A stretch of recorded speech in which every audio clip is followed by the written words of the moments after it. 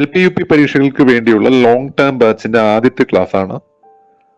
ഒന്നാമത്തെ ചോദ്യം, 1741 കുളച്ചൽ യുദ്ധത്തിൽ മാർത്താണ്ഡവർമ്മ പരാജയപ്പെടുത്തിയ വിദേശീയർ ആരാണ്? ഇത് 7ാം ക്ലാസ് സോഷ്യൽ സയൻസ് പുസ്തകത്തിലുള്ള ചോദ്യമാണ്. അപ്പൊ ആലോചിക്കുക, കുളച്ചൽ യുദ്ധം വർഷം 1741 ആരൊക്കെ തമ്മിലായിരുന്നു? മാർത്താണ്ഡവർമ്മയും ഡച്ചുകാരും തമ്മിലായിരുന്നു യുദ്ധം. ഈ ഡായും കൂടെ ആലോചിച്ച് വെച്ചേക്കുക. ഡിലനോയി എന്ന് പറയുന്ന തലവനെയും കൂടെ ആലോചിച്ച് വെച്ചേക്കുക. PSC പരീക്ഷകൾക്ക് ചോദിച്ചിട്ടുള്ള വ്യക്തിയാണ് ഡിലനോയി. അപ്പോൾ 1741 കുളച്ചൽ യുദ്ധത്തിൽ മാർത്താണ്ഡവർമ്മ പരാജയപ്പെടുത്തിയ വിദേശികൾ ഡച്ചുകാരാണ്. ആദ്യമായി പുറത്താക്കപ്പെട്ട വിദേശ ശക്തികളും ആര് തന്നെയാണ്? ഡച്ചുകാർ തന്നെയാണ്. PDF എന്ന കോഡ് ആലോചിച്ചേക്കുക. P means Portuguese, Dutch, English, French. നമ്മുടെ PDF ഉണ്ടല്ലോ, PDF എന്ന് പറയുന്ന ഫോർമാറ്റ്, അതിന്റെ ഒരു കോഡാണ് PDEF. Portuguese, Dutch, English, French. ഇതില് ആദ്യമായി പുറത്താക്കപ്പെട്ടത് ഡച്ചുകാരാണ്. എന്തുകൊണ്ടാണെന്ന് ചോദിച്ചാൽ ഇവരെ കുളച്ചൽ യുദ്ധത്തിൽ മാർത്താണ്ഡവർമ്മയോട് പരാജയപ്പെട്ടു. അപ്പൊ ഇത്രയും കാര്യങ്ങളാണ് നമ്മൾ മിനിമം 1741 വർഷവുമായിട്ട് ബന്ധപ്പെട്ട് ആലോചിക്കേണ്ടത്. അടുത്തത്, അരേ സമാജത്തിന്റെ സ്ഥാപക നേതാവ്. അത് പണ്ഡിറ്റ് KP കറുപ്പനാണ്. അയ്യങ്കാളിയുമായിട്ട് ബന്ധപ്പെട്ട് വരുന്ന സംഘടന ഏത്? അയ്യ എന്ന് വിളിക്കുന്നത് സാധുജന പരിപാലന സംഘം. കുമാരഗുരുദേവൻ PRDS പ്രത്യക്ഷ രക്ഷാ ദൈവസഭ സ്ഥാപിച്ചു. പുസ്തകത്തിലുള്ളതാണ്, 7ാം ക്ലാസിന്റെ പുസ്തകത്തിലുള്ളതാണ്. അരേ സമാജം ഇല്ല, ബാക്കി ഈ കാര്യങ്ങൾ, ഈ പേരുകളെല്ലാം. വാക്പടാനന്ദൻ. ദേശീയ രക്തദാന ദിനം ഒക്ടോബർ 1 ഒക്ടോബർ 5 ലോക അധ്യാപക ദിനമാണ്. ഒക്ടോബർ 4 ഒന്ന് നോക്കണം, ഗജദിനമാണ് എന്നാണ് എന്റെ വിശ്വാസം. ഒക്ടോബർ 4 ഗജദിനം, ആനകളുടെ ദിനം.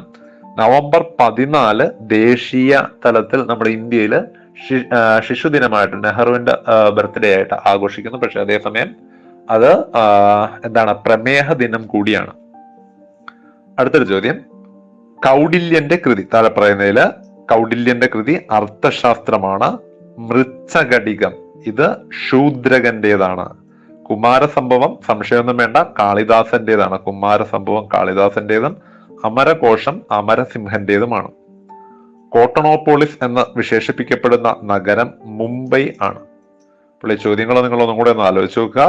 ഇതില് പുസ്തകവുമായി, ടെക്സ്റ്റുമായി ബന്ധപ്പെട്ട ചോദ്യമാണ്. ഈ 3 ഓപ്ഷനുകൾ പുസ്തകവുമായി ബന്ധപ്പെട്ടതാണ്. രക്തദാന ദിനം പത്രവുമായി ബന്ധപ്പെട്ടത്. കൗടില്യന്റെ കൃതി ഇത് ഹിസ്റ്ററിയാണ്, 7ാം ക്ലാസ് വരെയുള്ള പുസ്തകങ്ങളിൽ ഇല്ല. കോട്ടണോപോളിസ് മുംബൈ.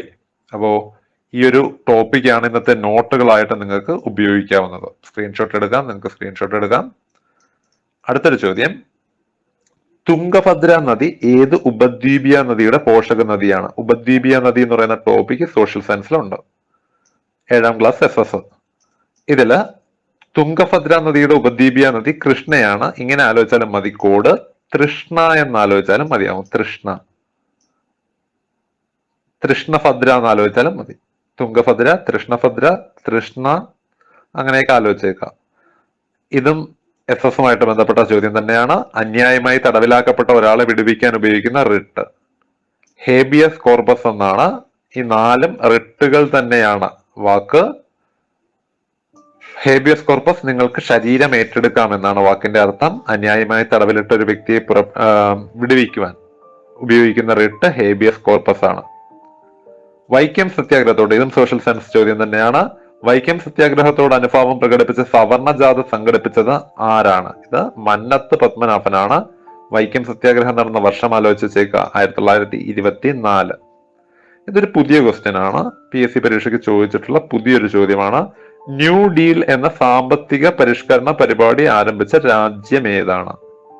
ഇത് ആൻസർ അമേരിക്കയാണ്. 1933 ശേഷം അവരുടെ സാമ്പത്തിക മേഖലയെ മെച്ചപ്പെടുത്താൻ വേണ്ടി 3 R'കൾ എന്ന് പറയുന്ന ലക്ഷ്യത്തോടു കൂടി, റിലീഫ്, റിക്കവറി, റിഫോം, അതാണ് 3 R'കൾ.